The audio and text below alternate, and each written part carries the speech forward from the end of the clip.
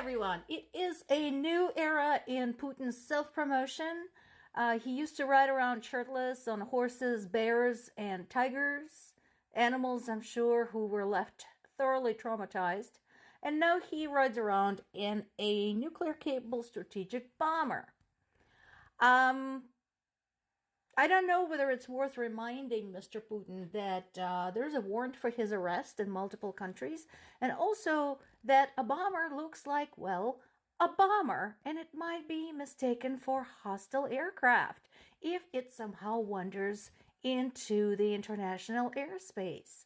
Who knows what could possibly happen? A Russian nuclear-capable bomber flying around somewhere? That could end badly. On the second thought, no, don't tell him that. Let's just see how that works out for him.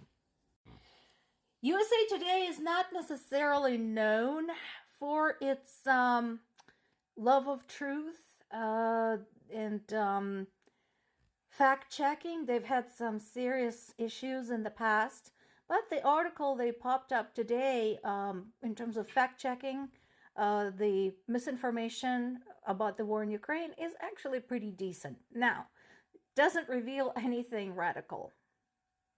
You know, all of the things that they are citing, all of the various rumors have been debunked a long time ago. But hey, you know, better late than never. Much appreciated. USA Today, maybe you're on the right track. Report more facts. It's good for you. Sometimes, if you're in Russia, reporting the facts might not be so good for you.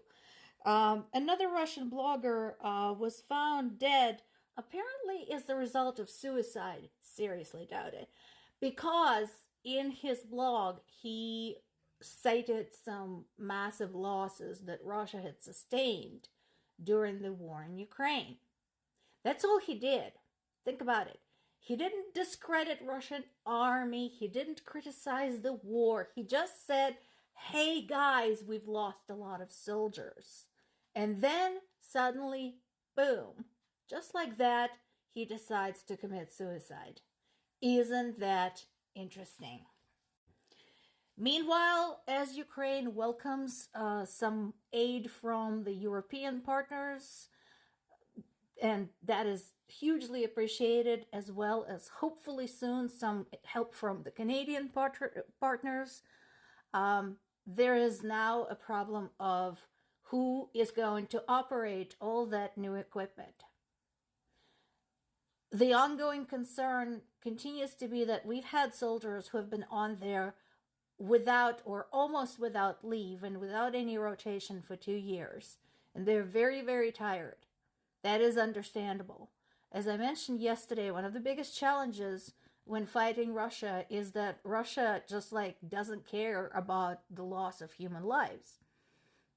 Never mind that they don't like having it reported, but, you know, that's a separate issue. But they just keep throwing bodies at the front line.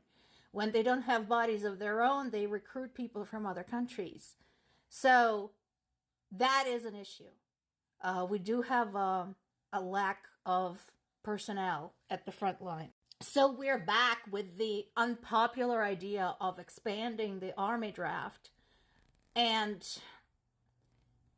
I don't see any other solution unless somebody sends us some soldiers, unless UN suddenly grows a spine and actually decides to bring in the peacekeeping troops to help out. I don't see what else we can do. You have to have people, and, you know, you can't keep the existing troops on there indefinitely. That is bad for your military situation.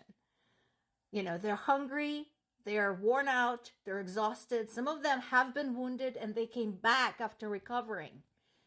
People are not machines. Somebody needs to step up and take their place. There needs to be a regular rotation during which the soldiers are allowed to recover. Finally, again, on a more personal note, there's this piece